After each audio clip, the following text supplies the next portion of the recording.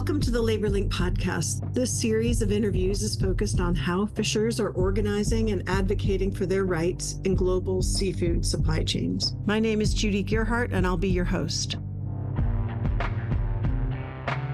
In the last episode, I spoke with Burmese and Cambodian migrant fishers organizing with the Fisher Rights Network in Songkhla, Thailand. The FRN interviews show how creative and brave their members are. Even as they build their collective voice, they remain vulnerable because Thai law does not allow migrants to form and lead their own unions, nor does it provide them any of the legal protections that should come with forming a union.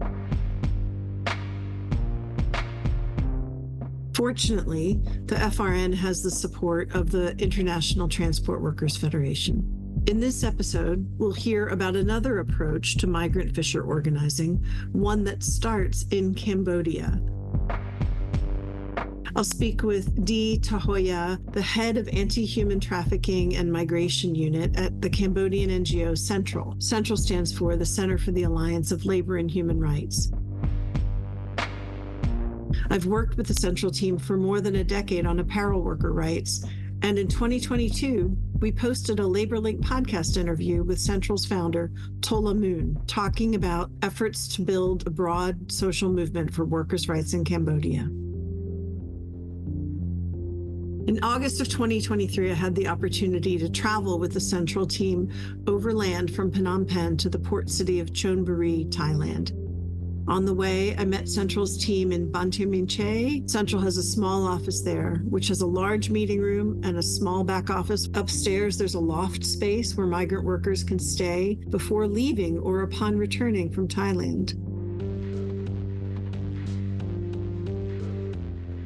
I wanted to talk more with Hoya after our trip to have him explain how Central started its program for migrant workers and what kinds of support they're providing.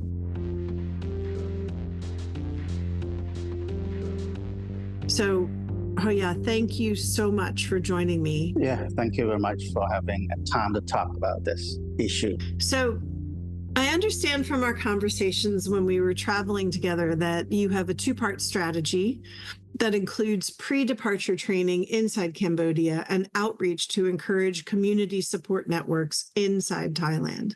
Let's start by talking about the challenges Cambodian migrants face in Thailand.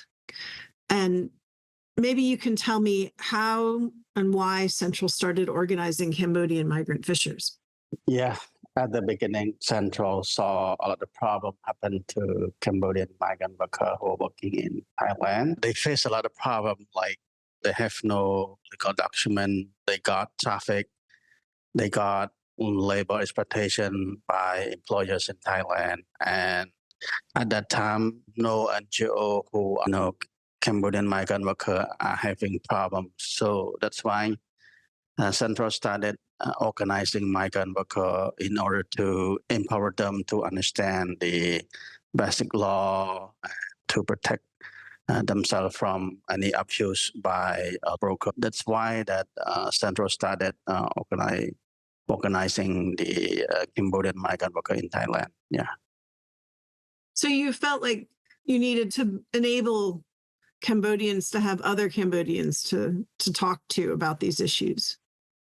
Yeah, at the beginning, Cambodian migrant workers do not know, what channel can be raised the issue to the public and for a solution. That's why this is the channel for them. Yeah. How were you able to initiate the work in Thailand? You had lived there before, right? Can you talk about that? Yeah. Let me go back a little bit about my background. I was a student at Chulalongkorn University, the university for monks, Buddhist monks. When I left, I worked with NGO in Cambodia, and we went back to Thailand to start up with, migrant worker at the time. But in Khmer, we say Meka. It refers to the one who play a role to monitor, to supervise, or to take care of everything for Cambodian migrant worker, especially translation to Cambodian migrant workers. So we start up with them to organize by provided training to them to understand how to mobilize the people to advocate for better working conditions. When we start up in Chonburi, some provinces around Bangkok. Yeah. So I, the one who talked on the radio for Chulalongkorn University at that time, and most of them know me and come to me and start work together at least around 20, 20 key migrant worker. I mean, when I say a key migrant worker, I refer to the one who play a role to translate for Cambodian migrant worker and also take care for everything in the workplace. Yeah. So I want you to say this a little bit more slowly, because when you speak Khmer, then it's like, I can't catch it. So, okay, so let me get this straight. So you were a monk for many years and you were in the university in Thailand as a Buddhist monk. Yeah. And then when you ended up coming back to Thailand, you had some networks already established at the university that you were able to use to help do outreach with the Cambodian migrants.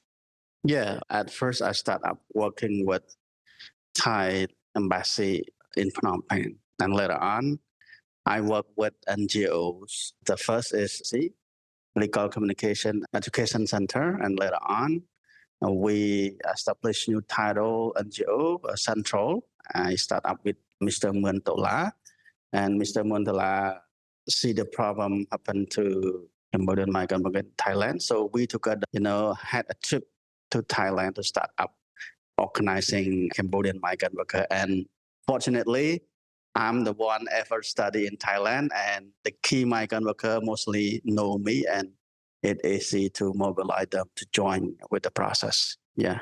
So that's kind of cool that you were able to go back to where you'd studied and tap your old networks.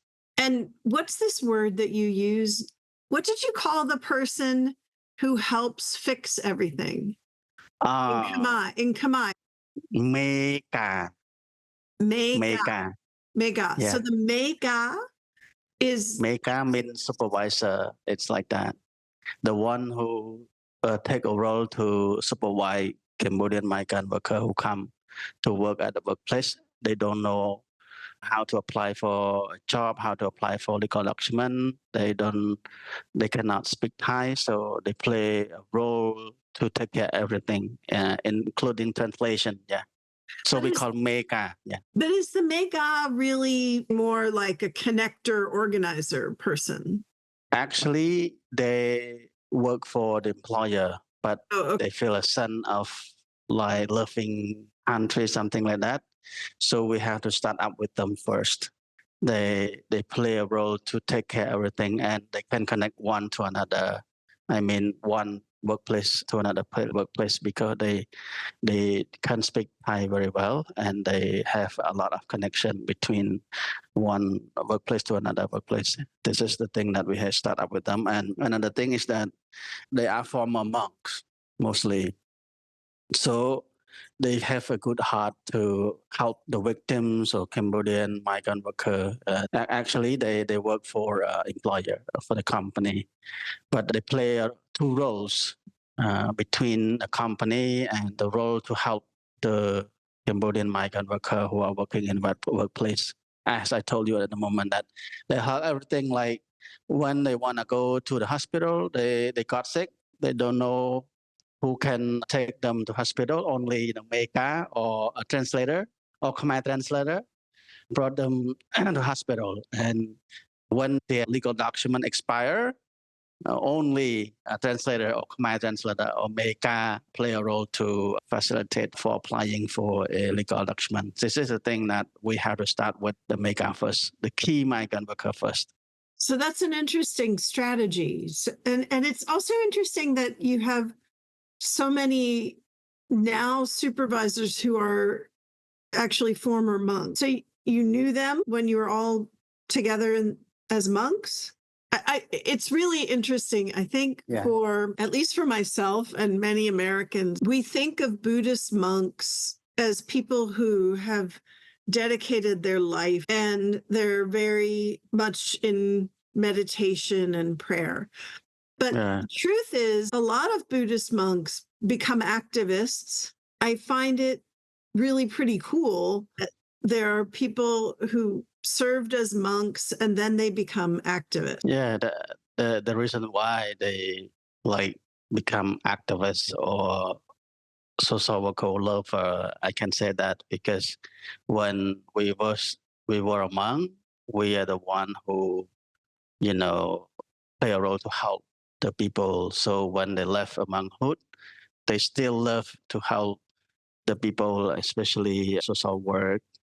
And why many people or many former monks know me, because as I told you, I was a program producer who are talking about Dharma or Buddhist teaching in Thailand. So you had And a radio program? Yeah. In the university, they have a radio station, and I am the representative of Faculty of Political Science.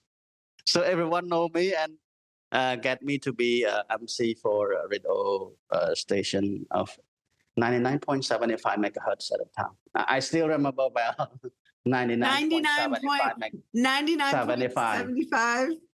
That was your radio. That was your radio station. So you. yeah. That's great. So the Cambodian monk in different provinces, even in Bangkok. Oh, Cambodian monk, very famous and conducted a radio talk show in Thailand. So that's why when I start up, organizing in Thailand, everyone, oh, Mr. Hoya, come to Thailand again and come to join with me. This is why we start up very early to connect from one to another. Yeah. So I think it's really interesting that you use these supervisor networks, the mega, to help actually support the migrant workers. Can you explain a little bit more about the challenges that the migrant workers face in Thailand, especially the migrant fishers? Yeah, the most challenges that we found happening to Cambodian migrant workers is that the case of traffic to the deep sea, number one, in Thailand. Why? When we start up organizing in 2015, we got a lot of cases of trafficking to deep sea. Thailand is number 3 of the world who are good at fishing. So they need, laborer from Cambodia, from Laos, and from Myanmar to work at fishing boat. So traffic to the deep sea is most the big challenges happening to Cambodian. And at that time, at least 300 Cambodian are trafficked to deep sea to South Africa, and they work as a modern slavery. They work for more than 10 years, but they got an unpaid job. They got nothing. And most of them, when they return back to Cambodia, most of them have a mental problem. Yeah. This is the most challenges that they traffic to the deep sea. And the second challenge is that most of Cambodian people who are working in Thailand, they have no legal document. The reason why they do not have legal document because they went to Thailand through illegal brokers. They pay like 100 or $250 to the broker this morning, and then they can get Thailand immediately. If they go through the legal channel, they pay much money. At least they pay like $600 and take like 3 or 6 months. They have to wait for a long time. So if someone who borrow money from the money lender, microfinance or bank, and wait for 6 months, they have no money to return the interest to the money lender. So that's why they choose to migrate illegally through the illegal brokers. That's why most of them have no legal document. So the illegal brokers are cheaper and faster than the legal brokers. In Cambodia now we have like nearly 200 recruitment agency registers in Ministry of Labors. But the process is very complicated, lengthy process, and also much money they have to pay for. So that's why, grassroots people in the rural area, they don't want to go through the legal process. They want to go, yeah, very much money for the poor people. Like, as I told you, at least $600 up to $1,000. Oh my goodness. So they're already in debt and they need to come up with the money to leave.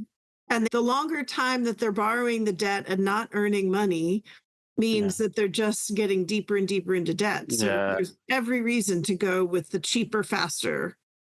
Actually, in Cambodia, the research found that, around 80% of Cambodian people fall in debt. Based on the research in 2014, they asked that, why you go to Thailand? Number one is that no secure job in Cambodia. I mean, no job in Cambodia. That's why they migrate to Thailand. And second reason that they migrate to Thailand, because they had a big debt to Maniland Hang. So that's why they have to find a job in Thailand. This is second reason why. Wow. And a lot of people, they've mortgaged their farm or their house. Like, this isn't just, we talk about good debt, right? If you borrow for your education or to buy a house, but these are people who have mortgaged the house because they really have nothing else to live on. We can say it kind of bad debt, not a good debt. They borrow like when they have got sickness for medical treatment, something like that. So it's kind of bad debt.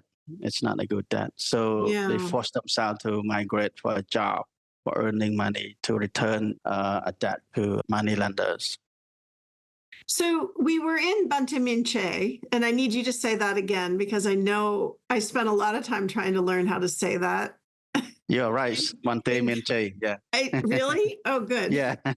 And so Bantaminche is in that sort of northwest corner of Cambodia on the way to Thailand. And you all have an office there. Can you talk about your programs and how you're working in the what we call the sending community in Cambodia? The program for MRC, Migrant Resource Center, it's part of Central. We start up in 2022. We focus on the returnee, whoever experienced working in a fishing boat, mostly. And that time we support by ILO. Because, in Siem Reap, Bantaminche, there are a lot of the former migrant worker who experience working on a fishing boat. That's why we have a program of promoting safe migration through selected community leaders, youth, to provide a training on safe migration. And we equip more skill like community facilitations and outreach skills. We saw, the trends of people, they had to migrate more and more day by day. So that's why we, developed the program of promoting safe migration for Cambodian migrant workers, especially protecting people from going to work on the sea. So this was with the ILO program? Yeah, the first is Simply Sure, that the programs of ILO. Yeah. Can you explain how you're thinking about the work? Mostly we focus on 3 P's. The first P is that prevention. The prevention with different activity like training to the key community, youth, or activists in the rural area to understand the safe migration, and they can conduct, awareness raising on safe migration through outreach. And the second activity is that we conducting village forums to the potential migrant workers, return migrant workers, and families of migrant worker to understand about the safe migration, and also it a kind of a grievance channel or grievance mechanism for them to understand when they have a problem. They know who can call for help. So we have a training to key community leaders, and we have village forums, and we have a radio talk show. I mean, online campaign that we done on the Facebook page of Central, and we have a national workshop that promoting about ethical recruitment process. This is kind of thing that we promote about the prevention mechanism to protect from trafficking and exploitation. And second P is about protection, refer to protect the rights of migrant workers through rescues the victims of trafficking to China, to Malaysia, to Thailand, and some other country around the world. How do you rescue the victims when you find out about people who are stranded in other countries? How do you rescue them? At first, we have a channel to pick up the case through a forum, through training, through a talk show, online campaign, and later on we pick up through calling directly from relative of the victims, or the victim chat directly to a page of Central. And we have a connection with NGO in the destination country or the consular or embassy of Cambodia who stand by in the destination countries. So we cooperate with our partners in the destination countries. Sometimes we cooperate with embassy, sometimes we cooperate with NGO partners. Mm-hmm. Mm-hmm. Yeah. So that's the second P, protection. Yeah. And second protection. P is also the service of providing legal consultations, Mm-hmm. or providing a lawyer to protect on the court case. We file a complaint against the perpetrators. This can be referred to the protection the rights of migrant worker, including court case too. Yeah. And the last P is about promoting the rights of migrant workers, refer to organizing migrant worker in workplace, and refer to the Cambodian migrant worker working in the destination country as the networks, and we empower them to understand their rights, and they join together to promote the rights or call for better change, better policy, better law. This is a last P, promoting the rights of migrant workers. Yeah. So I know we talked about this before, and Tola mentioned this as well, the idea that you're not just providing services, you're trying to build longer standing networks. And this idea of promotion is important. I would imagine policy changes are hard to come by in the current political context in Cambodia. But what are you all trying to push for in terms of better policies for migrants?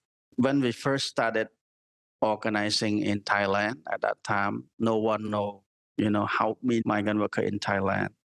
And the government care nothing about them. Let it be whatever happened to Cambodian migrant workers in Thailand. But later on, when we build up a network, we call CFAT, Cambodian Friendship Migrant Worker Association in Thailand. And the voice of Cambodian migrant worker at that time, they raised up their voice different places at that time. Later on, Cambodian government started to focus about the voice of Cambodian migrant worker by providing a legal travel document in Thailand, that we had like a black passport.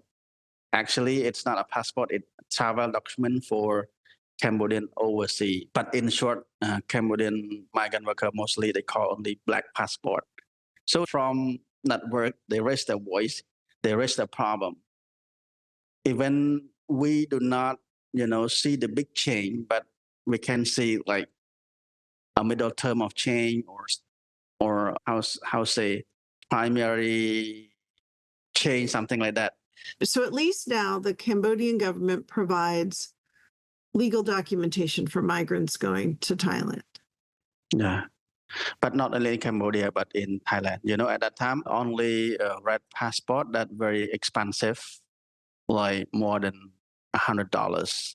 But actually, they pay like $300 for a passport. But later on, national policy state clearly that only $3 for taking a photo.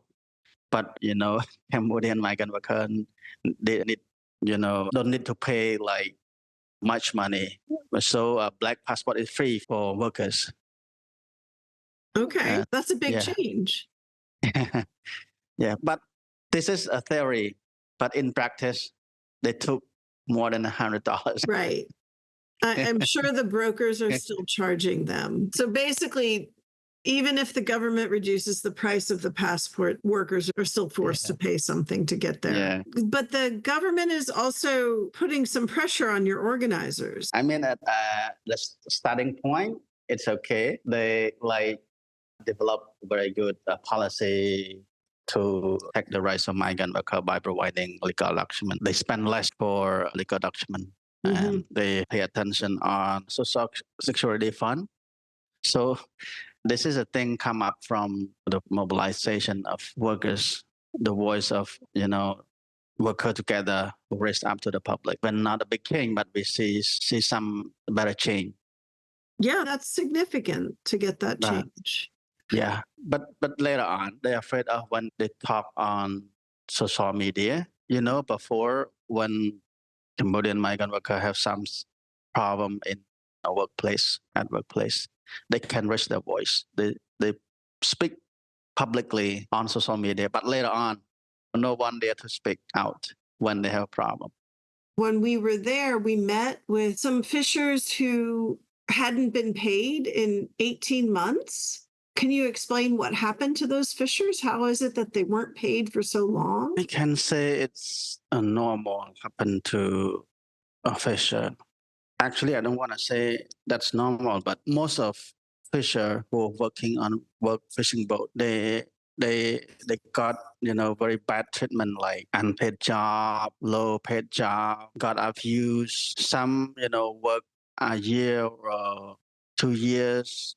Employer said, you just see a figure of money, but not real money. When they try to ask for money for a year, employer, file a complaint or inform to the police in the local area, come to arrest them. So this is a thing that happen again and again to the fisher. But fortunately, if someone who work with very good employer, it's good. It based on, whether employer good or bad. If a bad employer, they got very bad treatment, like I told you at the moment. Not only this case, but so many cases that we got so far. And the reason why we try to ask why the employer did not pay you the wage or money. The employer always promise, I'm gonna pay you within 3 months, 6 months, or a year, something like that.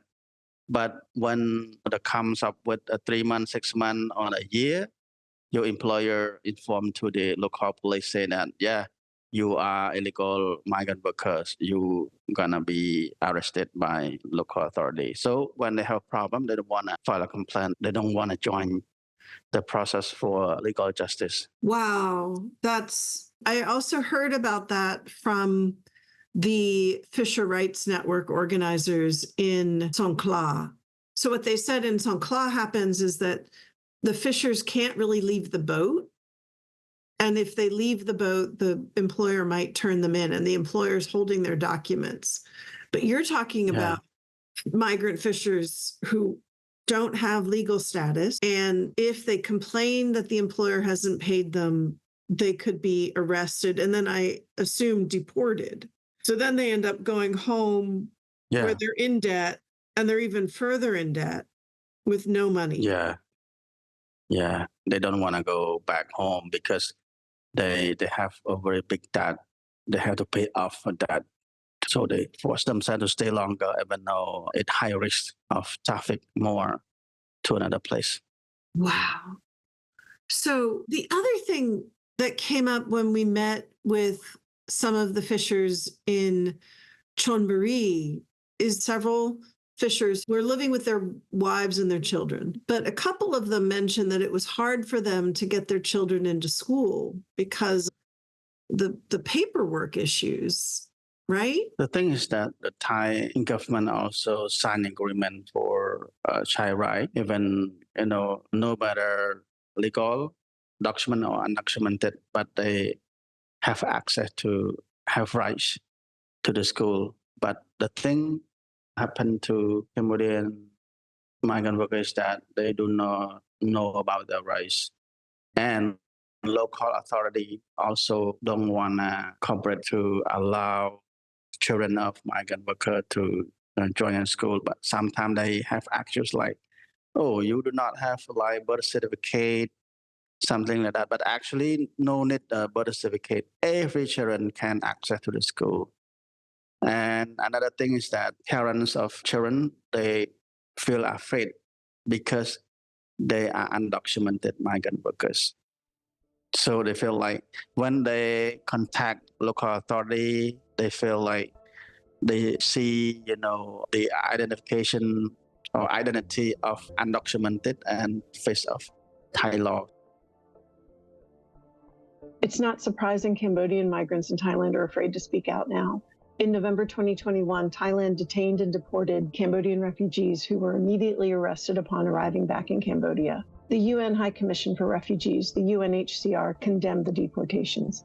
Thailand works with the UNHCR and provides support to migrants, but it has not ratified the UN Convention relating to the status of refugees. Even people with refugee status who carry an ID card from the UNHCR are still at risk of being detained or deported by police. According to a 2022 report from Freedom House, the Thai government has a national security priority to improve relations with fellow members of ASEAN, the Association of Southeast Asian Nations. Several ASEAN countries, including Cambodia, conduct transnational repression. This means they may call for the arrest and repatriation of Cambodians living abroad who are critical of the Hun Sen government. This creates a fear factor that sends chills throughout the migrant worker population in Thailand and prevents workers from speaking out, even against their employers. Wow. So your outreach is really important, not just to get people paid or to get them better wages, but just to get them to feel like they can even live there. And is there a process for trying to help them get documentation once they're there, or they just live forever in the shadows? Actually, we work in Thailand not only organizing, but we provide a service of consultation for promoting safe migration for migrant workers. So far, we focus on only legal document or documented migrant workers. And we are going to work for the rights of children access to the school from now on. Yeah. So what is your vision for the program? I mean, there's so much that you need to do. It must be hard to decide what's the most important thing, right? You have Cambodian migrants who are not getting paid. You have some of them who are being targeted, even potentially arrested or deported for expressing political views. So their freedom of speech is at risk. And then they have just general struggles adapting to being able to live there. How do you choose, and what's your vision for the future of the program supporting migrant fishers and migrant workers in general in Thailand?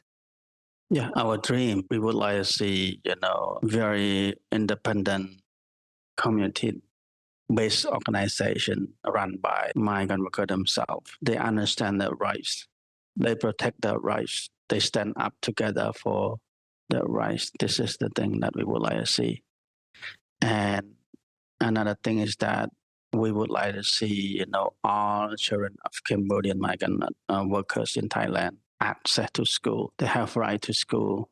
They have right to education. And we would like to see like a representative of each place have a very strong capacity to help the victims of trafficking or exploitation. And in short, we would like to see, all Cambodian migrant workers in Thailand are very strong, very good networks, strong networks that can help each other, they can help themselves.